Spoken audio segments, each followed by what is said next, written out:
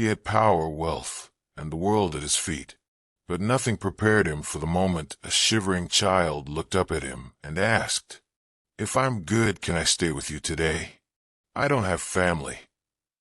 What started as pity became the greatest turning point of his life. Snow falls gently over Riverside Park, blanketing the world in quiet grace. The trees, bare-limbed and solemn, bow beneath the weight of winter. Chase Cardone, billionaire CEO, sculpted in prestige and power, sits motionless on a Green Park bench, his breath fogging in the cold. He wears success like armor, navy wool coat, tailored scarf, polished shoes. But beneath the surface, something is unraveling. Today marks 5 years since his younger brother died. He hasn't told anyone. No one knows he comes here every year to feel something real. His phone vibrates again, emails, investment reports, meeting reschedule, but he doesn't look. For the first time in weeks, he welcomes the silence. He closes his eyes, tries to pray, but nothing comes. Not peace, not presence, just absence. Until a voice. "Sir, are you sad?" He opens his eyes. A little boy, no older than 7, stands in the snow. Brown skin flushed from the cold, curls flecked with white. His green coat hangs from narrow shoulders like it once belonged to someone bigger, someone gone. In his hands, a red toy car, chipped at the edges. Chase blinks. "What did you say?" The boy looks up, brave but trembling. "I don't have a home.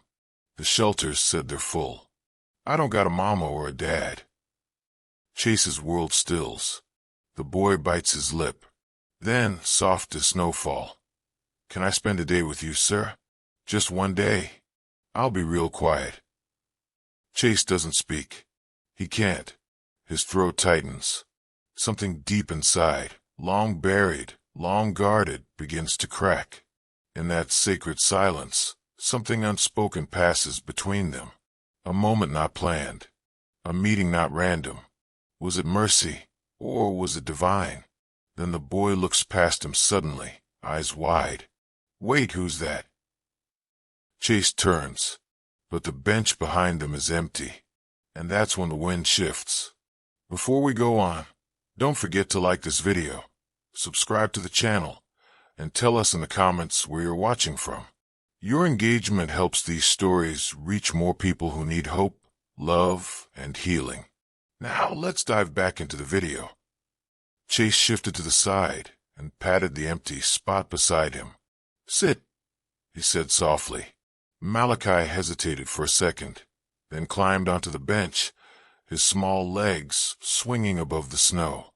He clutched his red toy car like it was the only thing keeping him grounded. They sat in silence for a minute, the wind whispering through bare trees. Then Malachi spoke without looking up. "My mom died last spring." His voice was flat, like it had been rehearsed. She had something in her blood that made her tired all the time. One day she just didn't wake up. Chase felt a sting behind his eyes. He blinked it away. "I'm sorry," he said. Malachi shrugged. "I went to a lady's house after, then a shelter, then another one. The last one had boys way older than me. They weren't nice." Chase turned to look at him, but Malachi kept staring at the toy car in his lap. "They said I was weak, called me names, took my food sometimes. I don't like it there." A lump rose in Chase's throat. "I didn't mean to bother you," Malachi added, glancing up quickly. "You just looked lonely like me." That broke something wide open inside Chase. He turned his eyes to the snow-covered trees. For a second, he wasn't a billionaire. He wasn't even a CEO. He was a boy again, 10 years old, clutching a backpack too heavy for his frame, walking home to a mother who worked 3 jobs and a brother who was always high. He remembered hiding in closets during arguments, remembered the sirens, the overdose, the way his brother's fingers had gone cold before the ambulance came. He hadn't saved him. He couldn't, and some twisted part of him still believed he should have. I lost someone too, Chase finally said. My brother. A few years ago. Malachi looked up. Was he little? No, Chase said. But he was still my little brother. Malachi nodded slowly, as if understanding didn't need to be explained, just shared. They sat there, two wounded souls wrapped in coats and silence, watching the snow fall like God's own tears. Chase closed his eyes for a moment. The Lord is close to the broken-hearted. He remembered from somewhere, Sunday school maybe. Psalm something. His mother used to whisper it after hard nights. Malachi, Chase said, his voice steadier now. You matter? You hear me? You're not a mistake. You're not forgotten. The boy looked at him wide-eyed. Nobody's ever said that to me before, he whispered. Chase opened his mouth to respond, but then Malachi stood up quickly and pointed across the street. There he is, the boy said, eyes filling with panic. I gotta hide. Please, don't let him take me back. Chase did too, heart pounding. Who? But Malachi didn't answer. He ran behind the bench, trembling. A man in a dark jacket stepped off the curb, eyes scanning the park. And in Chase's chest, something fierce awakened, like God had just given him a choice. The diner glowed like a beacon in the gray cold. Neon lights flickered above the windows, promising warmth, coffee, and something that smelled like bacon and hope. Chase held the door open. Malachi shuffled in, his little hand still tight around the red toy car. A waitress glanced up from behind the counter. Two. Chase nodded. Corner booth, if that's okay. They slid into the red vinyl seats, snow melting from their coats. The heat inside made Malachi's shoulders drop, just a little, like his body was finally starting to believe he was safe. A waitress came by with menus and 2 glasses of water. Malachi didn't touch his, just stared at the menu like it was written in another language. Order whatever you want, Chase said gently. Malachi looked up. Really? Really? When the waitress returned, Chase ordered pancakes, eggs, bacon. Malachi whispered his order so softly the waitress had to lean in. Grilled cheese and hot chocolate. Please. The food came fast. The second it hit the table, steam curling into the air, Malachi's eyes widened. But he didn't eat. He waited. Chase noticed. You're not hungry. I am, Malachi said quickly. I wait. Gotta make sure there's enough. Chase's throat tightened. He picked up a fork and took a bite. There's more than enough. Only then did Malachi dig in. Carefully at first, then like his body remembered just how long it had gone without. Halfway through the sandwich, he paused. Do you know what today is? Chase shook his head. It's nothing, Malachi said. Just my birthday was last week. I turned 8. Nobody knew. Chase leaned back, his heart breaking open again. Well, he said slowly, happy late birthday. Malachi shrugged, taking another bite. I don't like birthdays anyway. They're just days where you remember people who aren't there. They ate in silence for a few minutes. Chase noticed Malachi kept the toy car close, resting on the table, right by his plate. Is that yours? Chase asked. Yeah. Malachi smiled for the first time. It was my mom's favorite color. Red. She gave it to me when she got sick and said, even if I'm gone, you still drive forward. He paused. I sleep with it so I don't forget her voice. The words hit Chase like a freight train. You scared of anything? Chase asked gently. Malachi looked down. The dark, and people leaving. Chase stared out the diner window, snow still falling. Something inside him shifted, like God was cracking through the coldest places of his heart. He looked at the boy across the booth. One day together. That's what Malachi asked for. But tonight, Chase knew one thing for certain. You're not going back to that shelter, he said. Malachi looked up, confused. Not tonight. You're coming with me. Malachi blinked. Why? Chase didn't answer right away.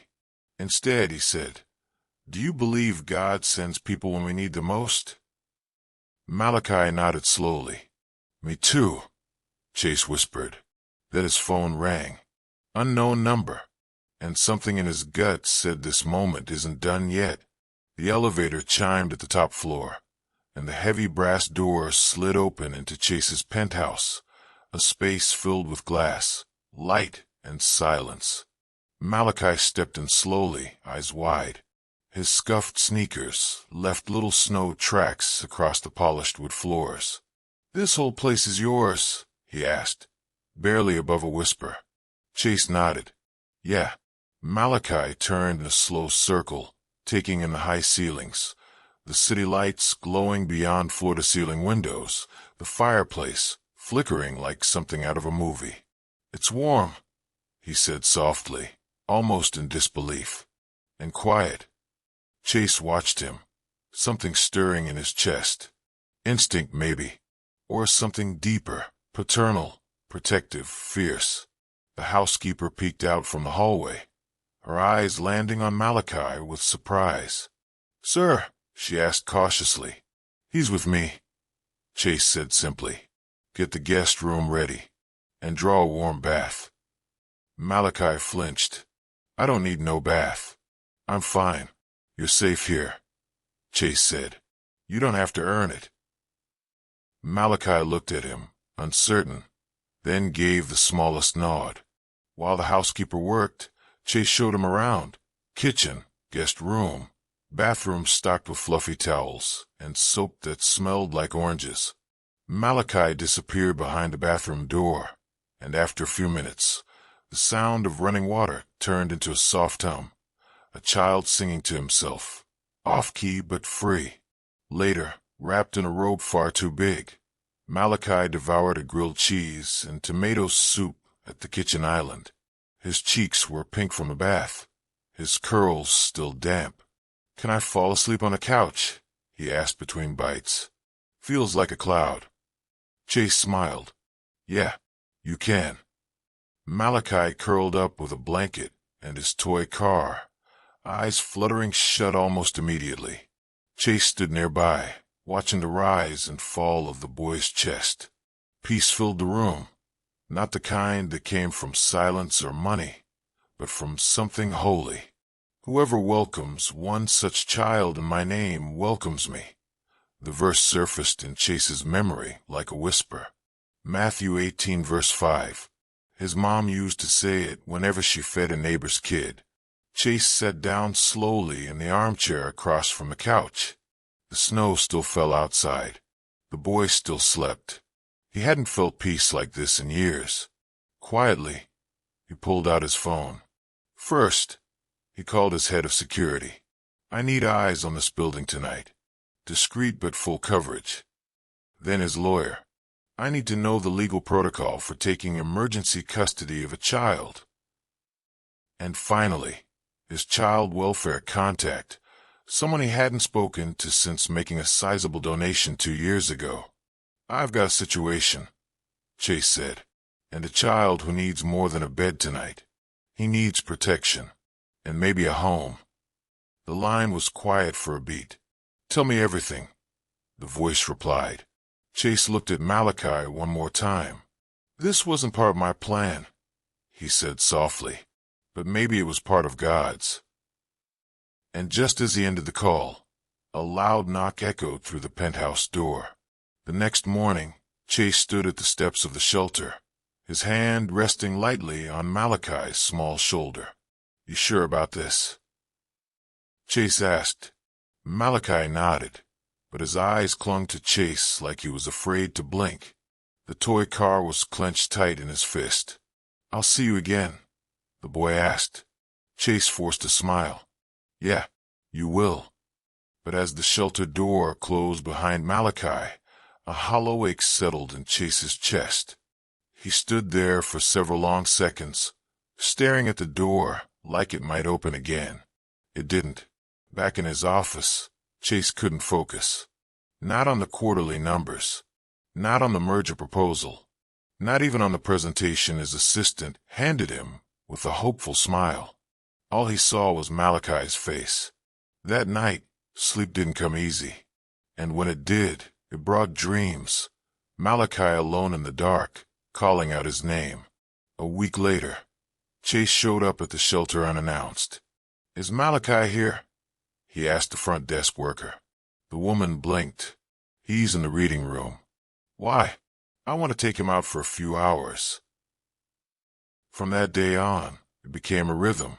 Every Saturday, rain or shine, zoo trips where Malachi squealed at the monkeys, science museums where he pressed buttons like the fate of the world depended on it, bookstores where Chase let him pick anything he wanted. Malachi always chose stories with heroes who saved the day. Parks where they sat in the grass, eating hot dogs and counting clouds. Malachi laughed now, a real laugh full of life and light. He asked questions, told jokes, started saying please and thank you without being reminded. He stopped flinching when someone raised their voice nearby. And Chase changed. He started delegating things he never used to let go of, left the office before sunset, slept deeper, smiled more. Even his staff whispered about it. "Mr. Cardone seems lighter." His assistant swore she saw him laugh, really laugh, for the first time in years. At a board meeting, one of the investors leaned in and said, "Whatever's going on in your life, keep doing it." But Chase didn't care about the whispers, the nods, the raised eyebrows. What mattered was this boy, this heartbeat, this second chance at something he didn't know he was missing. One Saturday, as they sat on a bench near a duck pond, Malachi leaned against him and said, "You know what I like best about Saturdays?" "What?" "I forget I'm a kid from the shelter. I just feel like me." Chase looked out at the water, his heart catching. "You're not just a kid from the shelter," he said. "You're Malachi. And you're someone God didn't forget." Malachi smiled. "Mama used to say that too." Chase looked at him, overwhelmed by the weight of something sacred. He didn't know what tomorrow held, but this was holy ground. And as he watched Malachi chase ducks along the pond's edge, his phone buzzed with a message from his lawyer. Subject: temporary guardianship, status update, urgent. The invitation was taped to the wall of the shelter's common room, slightly crooked, the edges curled. Family Day, Friday at 10 a.m. Parents, guardians, or a special someone welcome. Malachi read it each morning, but never said a word, until Thursday night. Chase had come to drop off new shoes and a dinosaur book. He was halfway back to the elevator when Malachi came flying down the hallway, socks sliding on the tile. "Wait," the boy called out, breathless. Wait, please don't go yet." Chase turned, surprised. "What's wrong?" Malachi held up a crumpled paper from his back pocket. "Will you come as my someone? For Family Day." His voice cracked a little on the word someone. "Everyone else says somebody," he added quietly. Chase didn't even pause. "Tell me what time to be there."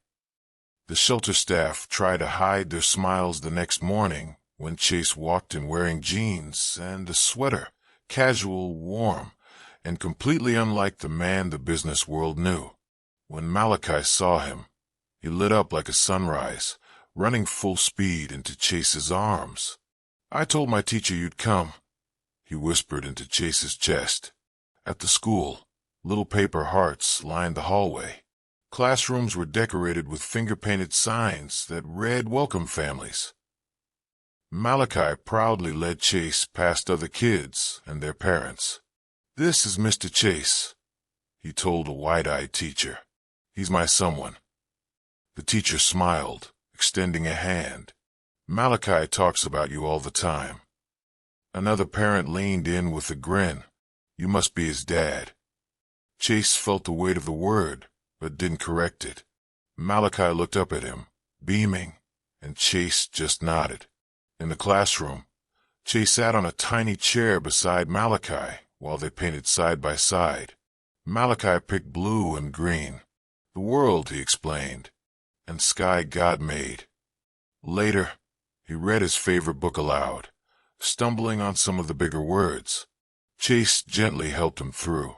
He had never seen the boy this confident, not just happy, but anchored. At snack time, Chase helped pour apple juice. When he looked over, Malachi had painted a picture of the two of them, holding hands under a red sun. "This is us," he said proudly, "at the park, on a Saturday." Chase's throat tightened. He didn't deserve this level of trust, but here it was, freely given. He glanced around the room, full of laughter and chaos, construction paper and crumbs, then back at Malachi, who was looking at him like he was home. And in that moment, something shifted again. This wasn't just a weekend routine anymore. It was love. It was legacy. It was family, not by blood, but by something deeper, by divine design. As they walked back toward the shelter, Malachi slipped his hand into Chase's. "You know what today felt like?" the boy asked. "What?" "Like God gave me someone back." Chase squeezed his hand. "Maybe he gave us both someone." But when they reached the shelter doors, a staff member rushed out, panic on her face. "There's a man asking about Malachi," she said.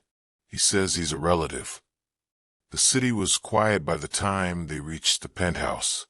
Malachi kicked off his shoes and ran straight to the window, pressing his face to the glass like he always did. "The lights look like stars," he whispered. Chase smiled faintly, hanging up their coats. "You hungry?" They had grilled cheese again, Malachi's favorite, with tomato soup and tiny marshmallows melting into their hot chocolate. They laughed over nothing and everything. Malachi told a story about a classmate who tried to eat a glue stick. Chase nearly choked from laughing. It felt like home. Not a place. A person. Later, Malachi curled up on the couch with a blanket too big for his frame and drifted off mid-sentence, the toy car resting on his chest. Chase stood in the kitchen, watching him sleep. His heart felt too full and too fragile at the same time. He poured himself a glass of water and walked to the window, the city glowing below. His reflection stared back at him, tired eyes, loosened tie, hands clenched in thought.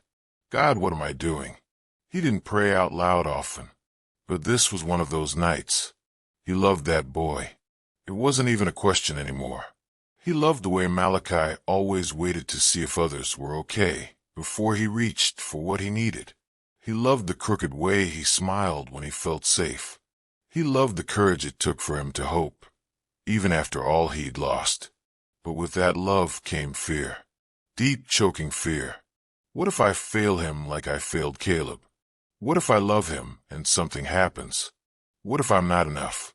His brother's ghost still haunted every choice, every what if and almost. The door to his private office creaked open. Logan, his head of security, stepped inside. Just did a final sweep. Buildings locked down for the night. Chase nodded. "Thanks." Logan hesitated. "You okay, boss?" For a long second, Chase didn't answer. Then quietly, he said it. The thing he hadn't let himself say until now. "I don't want Malachi to go back to that shelter ever again." Logan just nodded. "We figured it was heading that way." Chase turned to him. "He's not a project. He's not a good deed. He's mine. At least, it feels like he is." "Then fight for him," Logan said. "You've gone to war for billion-dollar companies. This is more important." Chase looked back at the sleeping boy, heart pounding. He knew the road ahead wouldn't be easy. But love, real, sacrificial love, never was. Still, he was done running from it. He picked up his phone and texted his lawyer 2 words. "Let's begin." As he hit send, Malachi stirred in his sleep, murmuring, "Don't go." Chase crossed the room, knelt beside him, and whispered, "I'm not." And he meant it. The first papers were filed on a Tuesday. By Friday, Chase's penthouse had been visited by 2 caseworkers, a psychologist, and one stern woman from the Department of Child Welfare, who wore her skepticism like a badge. "Men like you don't usually volunteer for this," she said as she scanned his living room, "especially not for kids like him." Chase met her gaze. Maybe that's the problem. The process was exhausting. Background checks, financial evaluations, fingerprinting, interviews. Every detail of his life was turned over and examined under fluorescent lights. The shelter director wasn't opposed, but cautious. "He's formed attachments before," she warned. "They don't always last." And the system, designed more for protection than compassion, moved slow. Too slow. Each delay made Malachi quieter. He started packing and unpacking his small backpack every night, like he was preparing for goodbye.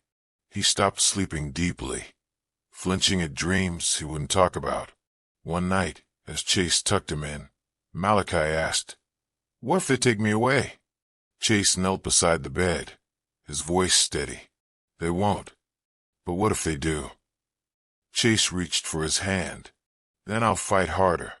I'm not going anywhere. Do you hear me? I'm not going anywhere." But 2 days later, Malachi spiked a fever.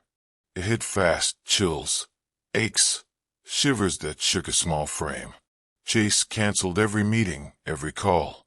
He sat by the boy's bedside with a cool cloth, reading stories, whispering prayers. "Jesus, please," he muttered at 2 a.m. when the fever peaked. "Heal him. Give me the strength to do this right. Don't let me lose him." He thought of his brother, how he hadn't made it, how powerless he'd felt. But this time was different. This time he stayed. By morning, the fever broke.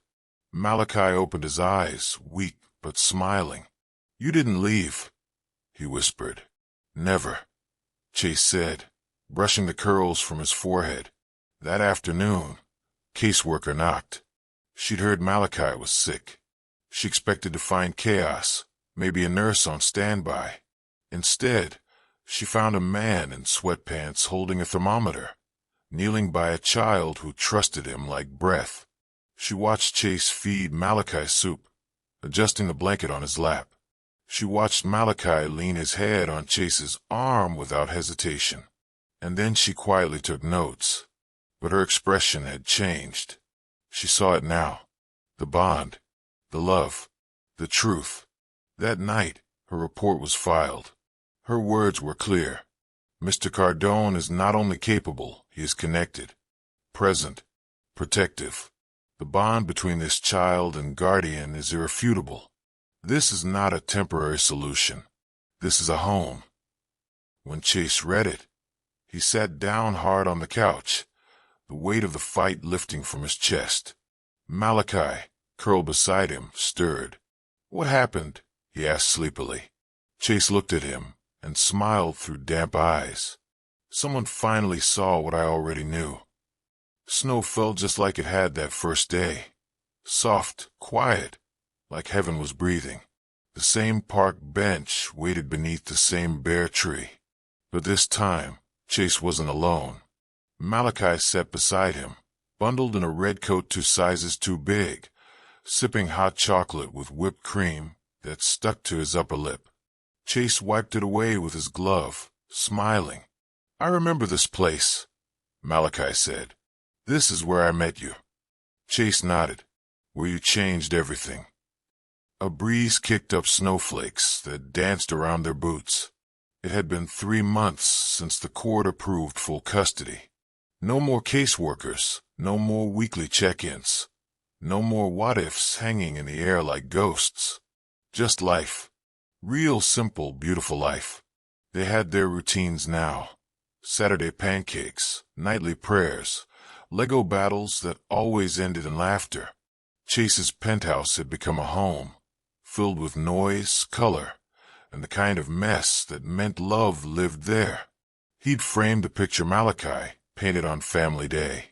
It hung in his hallway, right where he could see it every morning before work. Malachi took another sip of hot chocolate, then looked up. "Are you still lonely, sir?" Chase turned to him, heart full. The question hit deep, because once it would have been yes. Yes, he had built skyscrapers, but lived in silence. Yes, he had money, but no meaning. Yes, he had status, but no one to share a Saturday afternoon with. But now, he looked into Malachi's warm brown eyes and smiled. "Not anymore," he said. "You fixed that." Malachi leaned into him, small shoulder pressing against Chase's side. A few seconds passed. Then, barely above a whisper, he asked, "Then can I call you Dad now?" Chase felt something holy in that moment. A weight lifted, a wound healed. His eyes filled with tears, grateful, joyful tears. "Yes, son," he said, voice thick with emotion. Yes, the word echoed inside him, full of new purpose. Son, Dad, not by biology, but by love, by grace, by God's mercy. They sat together in silence, the city in the distance, the snow wrapping the world in peace. Chase looked up at the sky, gray, soft, infinite, and breathed a prayer without words. Just gratitude, just wonder. Thank you, Lord, for second chances, for unexpected family, for the little boy who saved me right back. He thought of the man he used to be, the one who sat on this bench months ago, drowning in grief, pretending to be whole. That man was gone. In his place was a father, not perfect, not polished, but present and full of love. Malachi yawned and rested his head on Chase's arm. "I like this bench," he murmured. "It's where God gave me you." Chase closed his eyes. "No," he whispered back. "It's where God gave me you." And as the snow kept falling, Chase Cardone, the billionaire who once had everything but meaning, held close the one thing he never knew he needed. A family, a home, a little boy who called him Dad.